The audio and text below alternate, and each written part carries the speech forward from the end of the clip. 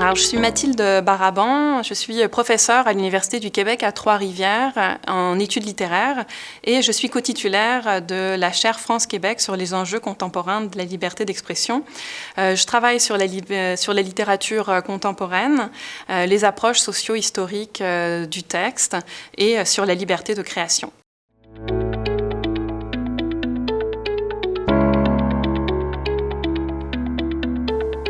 Alors, j'ai commencé à m'intéresser à la liberté de création il y a peut-être une quinzaine d'années maintenant, quand des avocats et des avocates en France ont commencé à alerter l'opinion publique sur une recrudescence d'affaires judiciarisées qui mettaient au centre des créateurs et des créatrices. Et plusieurs écrivains et écrivaines ont été poursuivis, dont certains et certaines très connus, comme Michel Houellebecq, Christine Angot ou encore Camille Laurence.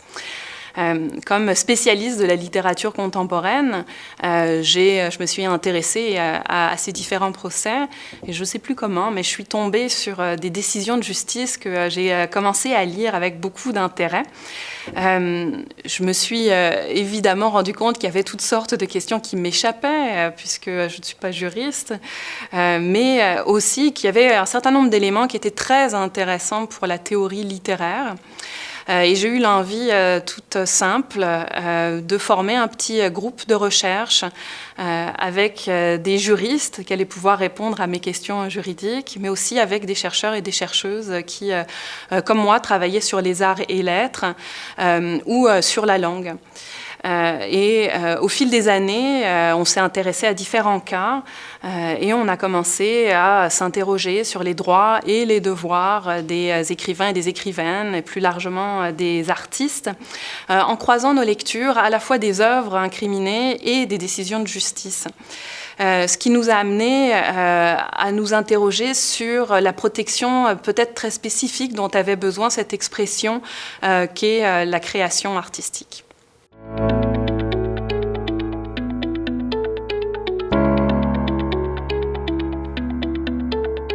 Je distinguerais deux séries d'enjeux en lien avec la liberté d'expression artistique actuellement. Les premiers sont liés au contrôle de l'État ou à la censure et les seconds à l'autocensure ou l'autorégulation. Pour ce qui est de la censure de l'État ou du contrôle de l'État, il s'est largement relâché au cours des dernières décennies. Pour autant, je pense qu'il faut rester vigilant et vigilante pour toute une série de raisons. Pensons par exemple au fait qu'un certain nombre d'expressions artistiques demeurent soumis à ce qu'on appelle la censure a priori, c'est-à-dire qu'on filtre les expressions avant qu'elles soient divulguées dans l'espace public. C'est le cas évidemment pour l'audiovisuel en France comme au Québec, mais c'est aussi le cas en France pour la littérature destinée à la jeunesse. Alors ces mécanismes-là, ils sont en place.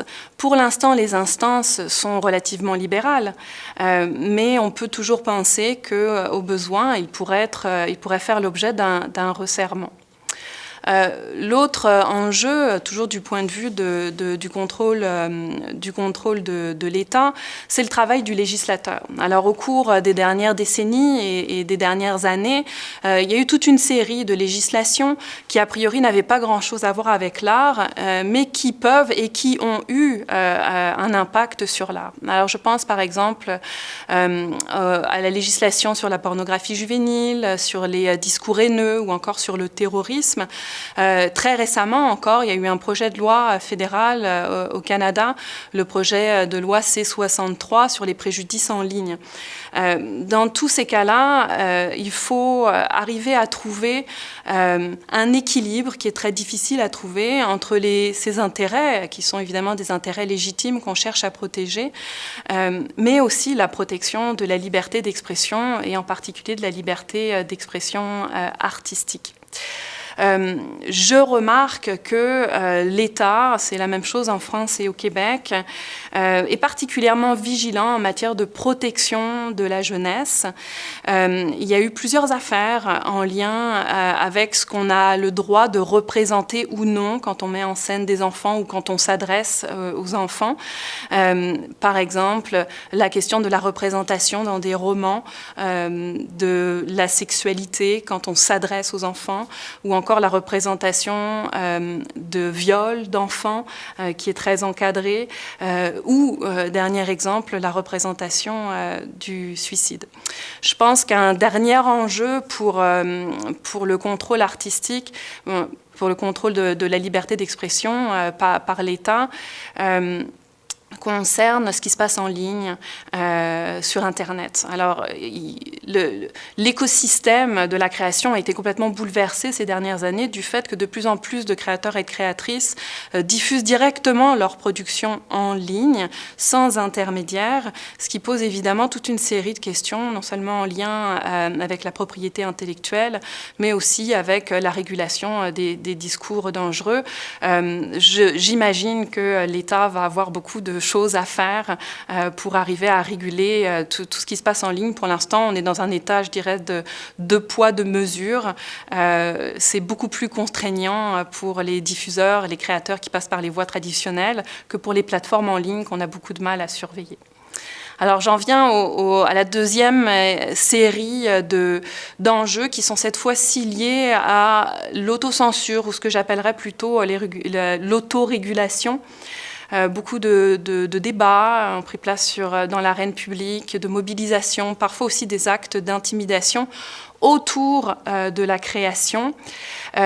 Évidemment, tous ces débats ont un impact sur les différents acteurs du milieu culturel, pour les créateurs, pour les diffuseurs, pour le public, mais aussi pour les mécènes. Alors, on va naviguer dans toutes ces questions-là entre la censure au sens strict, l'autocensure, parfois l'autorégulation, dans le sens où il y a quelque chose de volontaire et même de souhaité pour certains acteurs et actrices. Et ces délicats débats sont inévitables, je pense, dans une démocratie, mais il faut quand même voir qu'on est dans un moment où on renégocie très fortement la question de ce qui est représentable et de ce qui est dissible. Alors, il faut ajouter en plus à tout ça le fait que l'art a pu servir ces derniers temps à visibiliser certaines causes, le milieu de l'art ou les productions artistiques, ce qui fait qu'il a concentré beaucoup de débats, suscité beaucoup de questionnements qui certainement font que tous les acteurs et actrices du milieu de l'art sont toujours en train de se demander ce qu'ils peuvent montrer ou ne pas montrer ou devraient montrer. Alors je pense que ça, c'est une préoccupation qui constitue, n'en pas douter, un objet d'étude à la fois très difficile et compliqué à observer et à documenter, mais en même temps tout à fait incontournable.